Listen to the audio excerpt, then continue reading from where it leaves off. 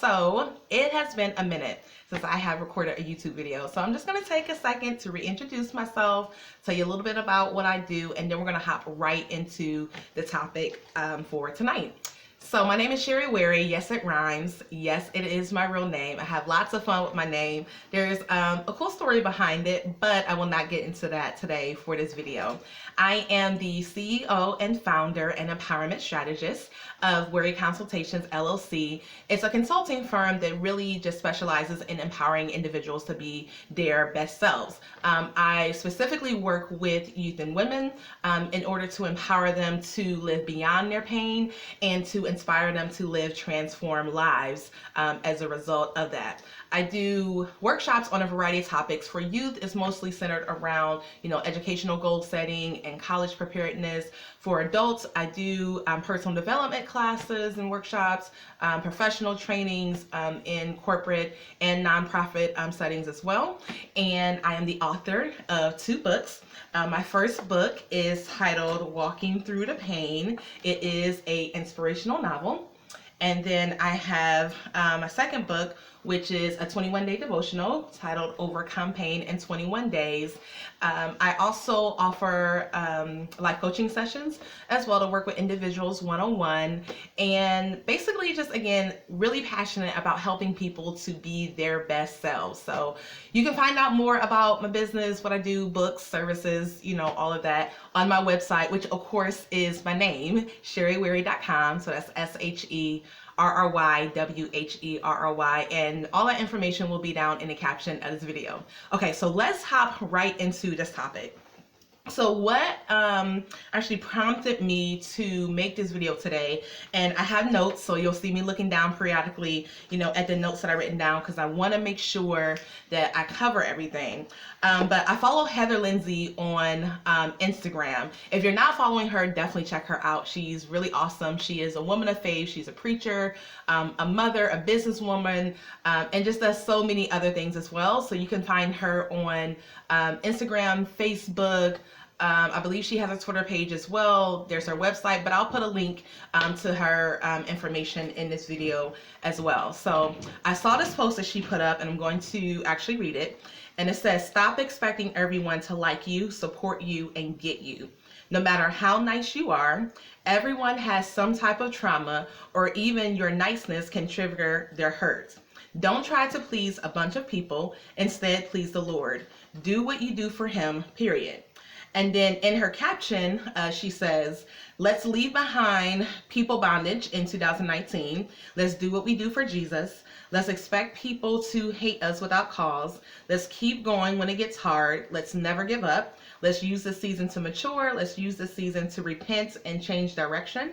Let's use this season to rest. Let's use this season to plant. And let's come out of this season stronger, bolder, and more focused." So fire posts. And I was like, okay, yes, that's really good. Several, good points, made there in that particular post. And so then one person commented on a post, and they said, "My niceness being a trigger," and then they put the mind blown emoji. And then with that, there started off this thread with everyone, also adding in just their perspectives on this whole thing of how your niceness can actually be a trigger to someone, and how that can cause them to actually not like you and to be mean or rude towards you. And so there was one person who commented on the fact that she had experienced something similar. And that because a person can be used to someone using a niceness as a setup to take advantage of them and to be mean to them, you have some people who don't trust niceness. And so I ended up responding with this comment, which is a little lengthy, so I'm going to read it, but this is the foundational aspect of what I'm going to be talking about in this video. So I said, in addition to the point that the other person had made, which is a great point, I said, your niceness can be a trigger because it reminds them of what they do not have and who they wish they could be. If you're happy and they're miserable, your happiness becomes a trigger because it reminds them of the happiness they wish they had. If you're confident, your confidence becomes a trigger that magnifies their insecurities. And because they have developed unhealthy coping skills as a means to survive what they have been through, abuse, rejection, abandonment, disappointment, etc., emotionally, they are not in a position to explain this to you. So on the surface, you see their attitude, rudeness, or indifference, but the root of it is really unaddressed pain. So there's a lot that is said in that video or in that comment, and as a result, there were a few people who asked for me to expound upon that, and so it would have been too much responding in the comments. So from the suggestion of one of the women who follow Heather Lindsay as well, I'm making this YouTube video just to talk and to go more into depth as far as what I meant by everything that I stated in that comment. So let's first reiterate that the whole basis of this whole discussion is Heather Lindsay's point that your niceness can be a trigger to someone else's hurt. See, your niceness is a trigger because it reminds people again of what they do not have and who they wish that they can be. And so when you look at someone who is in this particular mindset or this way of living, they've been conditioned to think that, again, something positive or nice is something bad because they have had people who have taken advantage of them, and they're in a position where they're not able to view your healthy or nice interaction from a healthy perspective, and so they interpret it in a way that is misconstrued.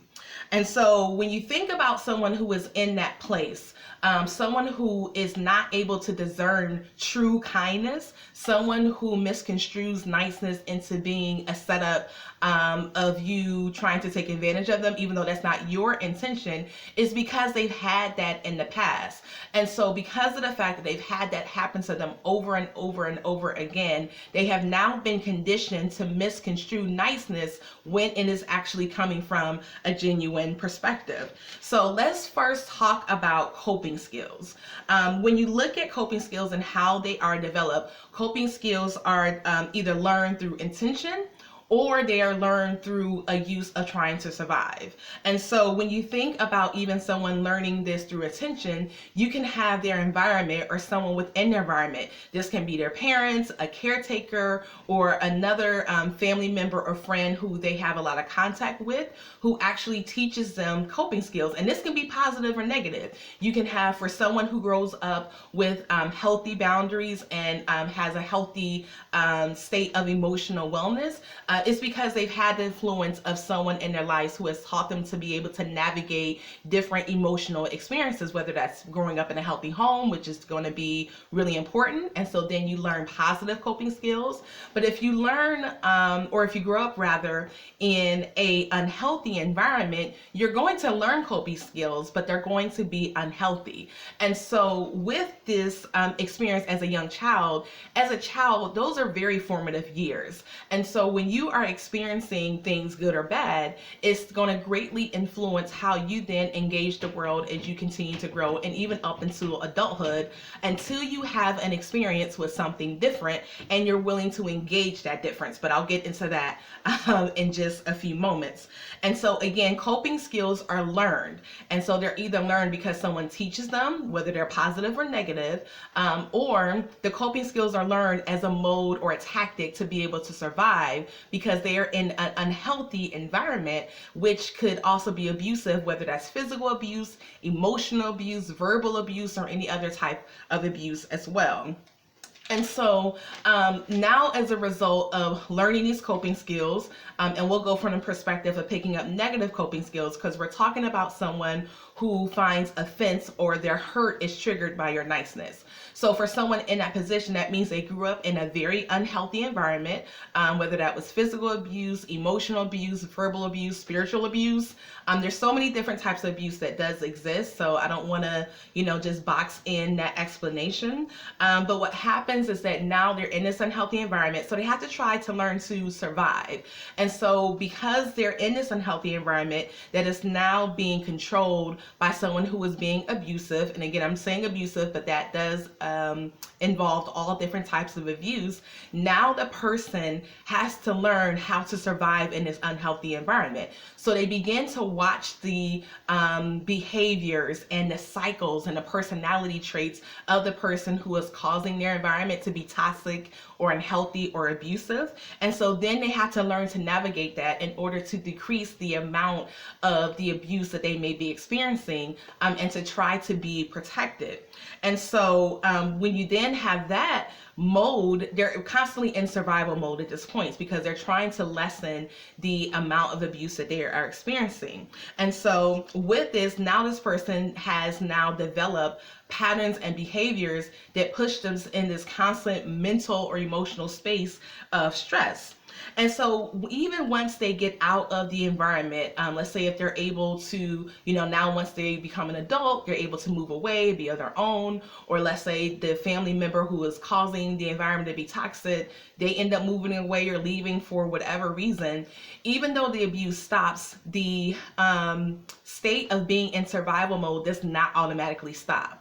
So that has to be intentional for the person to get to the place now where they can deactivate the survival mode. So that's with the behaviors, the language that they speak, how they interpret people around them, how they engage their environment, if they trust people, if they don't trust people, if they feel comfortable to open up to people or they don't, if they are, in a position where now their ability to be able to discern the intentions of people is, puts them in a place of being extremely vulnerable to now this continuing to happen.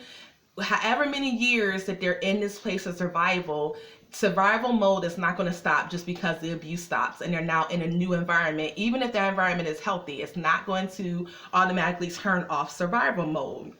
And so this is why now that you can encounter someone, a youth or adult, and so even with adults, you as a nice person, you can now encounter someone and they interpret your niceness, or they're triggered rather by your niceness, is because they're still in survival mode. They're still in survival mode from the abuse and neglect and the toxic environment that they have been conditioned and grown up in. And so they haven't yet been able to deactivate survival mode. So now that they're not offended by your niceness or your happiness. So, when you encounter this person, your success, your happiness, your confidence is going to now again trigger any hurt with them. In the post, I stated how your confidence is going to now magnify their insecurities. Your happiness is now going to trigger their pain and be a reminder of the happiness that they wish they had. And so even though they're now lashing out at you, really the root of that is unresolved hurt. And so the surface issues that you're seeing when it comes to someone having a bad attitude or being rude or disrespectful or short to you or being indifferent, when it comes to when you're trying to engage with them, that's just the surface issue. That is again the coping skills that they have developed to survive. And so even though those coping skills are not healthy, you have to first have compassion and sympathy and understand those coping skills were birthed and developed and matured out of a place of pain. And so now that they're in this new environment, again, they have to be able to get to the point where they can learn new ways of living, and that can take time. And most certainly will take time. If you think about, let's say if someone grows up in a very toxic environment, that's usually about 17 to 18 years before you're able to live on your own and to move out. You can't even sign a lease for an apartment until you're 18 years old. And so when you think about them now being stuck in that environment, you have 18 years of coping skills, even though they're unhealthy, but unhealthy coping skills and unhealthy patterns and ways of thinking and ways of engaging the world that now has to be shed away and it has to be undone. And so you can't undo 18 years of living in a toxic environment in just one moment, in one day, And so this is why, again, as the person who is nice, this is why, again, you're having this encounter with the person and their niceness or your niceness now is triggering their hurts. And so when it comes to even wanting to undo those unhealthy behaviors and patterns, and even wanting to learn now healthy coping skills of engaging with uncomfortable situations or even hurt or disappointment, you have to make sure that you're getting to the root. And so even as the person who is being nice, and where your nice is triggering their hurt, I want to one, encourage you to have compassion. To have compassion for the people in your life who are exhibiting or having that response towards you. Now, having compassion, this does not mean that you need to put yourself at risk, whether that's emotionally or physically. It also does not mean that you need to put yourself in a position to try to fix them. Because unless you're a licensed professional, you should not try to engage someone who has had that experience when it comes to growing up in a toxic environment, or even as an adult. People can, grow up and have a good childhood, and then as an adult have some very unfavorable experiences, and then that is very traumatizing for them. And so now they're in this place of trying to really rebuild again, from having that traumatic experience or even multiple traumatic experiences. But if you are not a licensed professional, it is not your space to try to go in and try to fix them or try to engage them in a way that can actually end up causing more hurt. Because even though you have good intentions, you can end up causing more harm because you're not trained and you don't have the proper skill set to be able to know how to navigate and to hold that emotional space with them where they're dealing with a lot of hurt and trauma and pain that they have experienced. And so when I'm saying have compassion, I'm just saying just come from a place where you don't snap back at them, or you don't say anything that will cause them to now have even more hurt, but just to look at them from a position of compassion and knowing that, hey, there are years of pain that could be really being manifested through the hurt that they now have towards you just because of the fact that you're being nice, or that you're happy, or you're confident or successful, or anything else.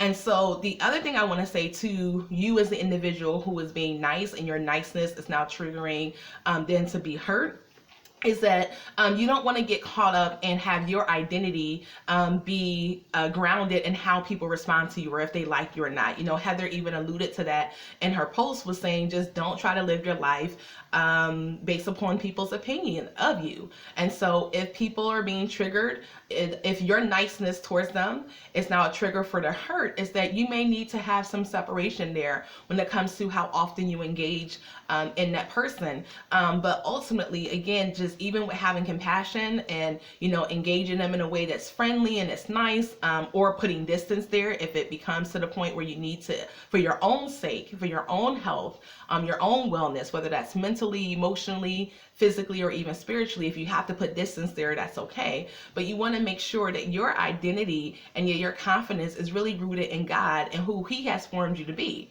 You're not even though you may be concerned or have compassion, for the people who are in those spaces, ultimately, you're still going to live your life the way that God has called you to live. You're going to do the things that God called you to do. You're going to keep loving people. You're going to keep being the person of compassion and niceness and, whatever else God has called you to do. You're going to continue to be bold, despite the fact that you are having these interactions with individuals who may not, and the interactions may not always be positive. You don't want to allow their pain that they need to address, or their issues or insecurities, to cause you to not still to seek to fulfill the purpose that God has really on your life.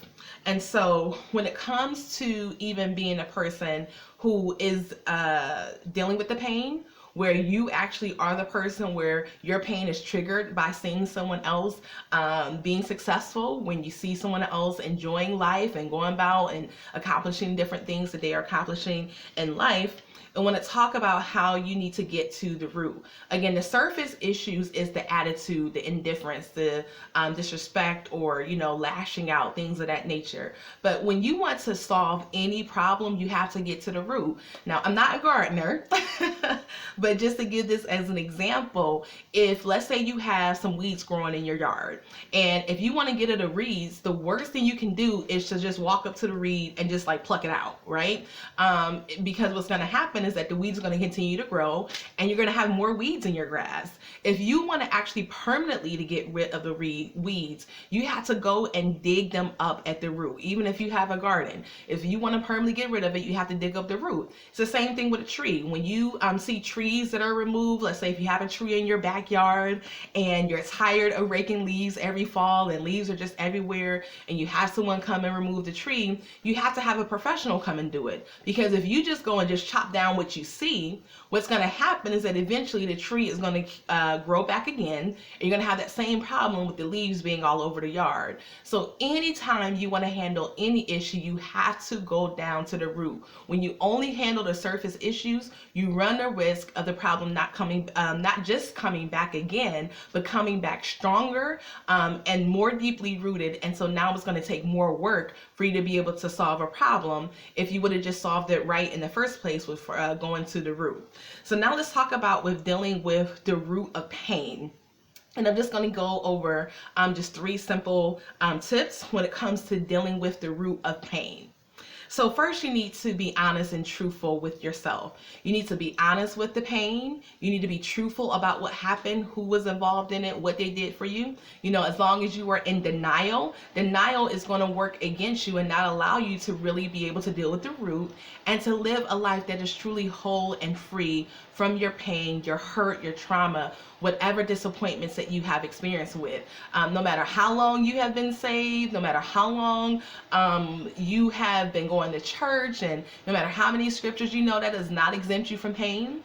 It does not exempt you from experiencing trauma. It does not exempt you from experiencing disappointment. And so don't allow titles or experiences or different cultures that you're a part of. And when I say culture, I mean, let's say if you grew up in a Christian household. And so let's say your mom was a preacher, and your dad is a preacher, and your grandparents were preachers, and all the way back 3 or 4 generations. And so now you just think that you can't be affected by everyday things that happen to people. Like, you're not exempt for pain just because you're a 3rd generational preacher or because you're a PK or something of that nature. And you know, I'm trying to throw a little humor in there, but again, still very serious as well. And so you have to be honest about what happened. You know, especially if there are men watching, I know that sometimes it can be hard for men to really express what they feel when it comes to the sadness or hurt that they're experiencing, just because of the way that our society defines masculinity. And in some ways, there are definitely some toxic ways that as a society we define masculinity. But be honest about if you're hurt. Be honest. Cry. You know, reach out and tell someone that you're, you know, feeling things that are just that are really affected because of the fact that you've had some hurt. You know, don't feel bad because you have to say you're having a weak moment. No one is strong all the time. No one is happy all the time. And so men or women, you want to make sure that you are honest about what happened. What happened to you? What was the incident or multiple incidents that occurred? Who were the people that were involved? And again, it could be people that you love and cherish, but they said or did some messed up things. Again, no one is perfect. It's okay to be honest about the fact if a family member or a loved one, a spouse or a dear friend or someone within your faith community has said or done something that was not okay and that it hurts you. So again, be honest about that. Also be honest about your responsibility when it comes to in some situations, and this does not apply to situations where someone is physically abusing you or taking advantage of you. But, you know, especially as adults, you know, we can make decisions where now it puts us in the position to now have unfavorable experiences. And so that does not mean that you're responsible for what someone does to hurt you. That's not what I'm saying. What I am saying, though, is that you do want to be honest about the fact that you need to make better decisions so that you're not putting yourself intentionally in positions to be hurt or to be taken advantage of. So once you're honest about what has happened, you're honest about the fact of how it has affected you, you're honest about the impact that it has had on your life, you're being truthful about that, you're not hiding that, you're not covering up what has occurred, you definitely then need to seek out the support of a licensed professional to help you to now deal with that. I want to emphasize licensed professional. Just because someone is a pastor, just because someone is a person that is, in the faith community, and they may be well known when it comes to being able to, define and talk about God and to break down the word, or to exegete a text. Just because they are awesome and anointed when it comes to spiritual things, that does not mean that they are equipped to now handle you and walking through the process of healing from the pain and the trauma that you have experienced. Pastor, apostle, prophet, evangelist, missionary, deacon does not automatically equate to being a licensed therapist. And I'm a licensed minister myself, so I'm not trying to come against anyone. I do know individuals, who are in the faith community, who are in leadership positions, who are capable of doing so, but that does not apply to everyone. And so when it comes to you taking the time to really want to heal, you have to make sure you reach out to the right person, okay? And with being a Christian, it does not diminish your faith. It does not diminish the power of God because of the fact that you seek out the help of a licensed professional, whether they're Christian or not. There are most certainly Christian therapists who are out there, but if you want to work with a therapist who is not a Christian, or let's say you don't have a Christian therapist in your area, it's okay. You're still saved if you go and see a therapist and you're not a Christian. You're still saved if you go and see a therapist to help you to deal with your pain or anything that you have gone through. And so again, you want to reach out, you want to get licensed professionals. You also want to make sure that you are engaging with people who are also healthy, even outside of seeing a licensed professional. And so this may mean getting rid of some friendships or relationships, even with family members who are toxic, or even co-workers, who are not healthy and who perpetuate your pain. They support you in continuing to have those behaviors, the mindsets, the language, how you view yourself and how you view the world and people around you in a negative or unhealthy way. And so if you have people who are encouraging your pain, you have to separate them and limit them. Now, I'm not saying that you have to cut everybody off in your life, but there may be some people that you do have to cut ties with completely. And then with other people, you may need to put like a lot of distance there. So let's say if you have family members who are toxic, who are part of the reason why you have this pain, and they're still having those behaviors or exhibiting those behaviors that are painful, that are negative, that are unhealthy, then okay, you don't go to their house and hang out for 2 or 3 hours. You're not calling them on the phone every single day. You may call them once a month and say, hey, just checking in, making sure you're okay. Or send a text message instead of a phone call so that you don't get caught up in that. You're not having them come over to your house and stay for the weekend if you know that you're going to be miserable the whole time, because again, they're going to continue to perpetuate your pain. So you want to seek out people who are healthy. And so in cutting off those people, you don't want to isolate yourself, because that's not healthy as well. So seek out other people who are healthy. That may mean now that you spend more time with people within your faith community as opposed to, people in your family or other friends that you had with. And then with the blessing of technology and social media, there's so many opportunities to get involved in groups and networking opportunities to be able to find people who are like-minded and who are seeking to live healthy. This doesn't mean that anyone's going to be perfect, because none of us is perfect or are perfect. But again, you want to make sure that you are surrounding yourself in community with people who are healthy and who promote your healing process and how you are trying to now create new behaviors and a new way of living that is coming from a healthy perspective. And then the next thing is that you want to surrender to God. I'm a person of faith. My faith in God has been so instrumental to me, one, just being here today, and of course me making it through. My life has not been easy. I've definitely had some ups and some downs. I won't get into my testimony on this video because I have blogs out about it. Maybe I'll do a video in a few weeks do a newer video just to be able to talk about that. But if you follow me on social media, you see that I've talked about the different things that I have experienced as well. So I know how it is hard hard to go through the process of healing.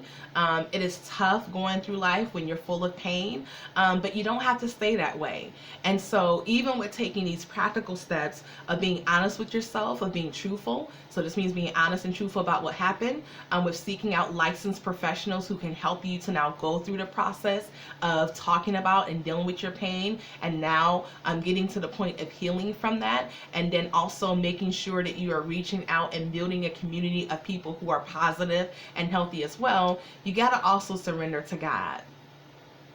God is the God of the universe, but he's also our Father. The Bible talks about how he's Abba, Father. He says, talks about how God calls us friend. He gives us the opportunity to be in fellowship with him because he sent his son to die for our sins. And so he is the God of the universe. He is Lord of all, and he loves us and he cares for us. And so even when it comes to now, even again, dealing with the root, is that there's a spiritual aspect to everything that we go through. And so yes, go to counseling. Yes, be honest and be truthful. Yes, get a community of people who are healthy and positive and who will support you in a healthy way. But you got to also make sure you are surrendering all to God as well. So that means, building your faith and your trust in God. That means praying to him. That means reading the Bible. That means, getting to know more about who he is and surrendering your hurt and your pain to him. Let me tell you, with God being the God of the universe, he's not offended by your pain. He's not incapable of handling your anger. He's not offended of you crying. He's not thrown off because of the fact that you have been hurt and that, you've been in this place of really maybe even being depressed or just being really sad because of things that you have gone through, whether it's been for several days, several weeks, several months, or even several years. God is not offended, thrown off, or incapable of handling any of that. He's not offended by your questions. You can question God. I know in some communities, I used to hear that where it's like, oh, you don't question God.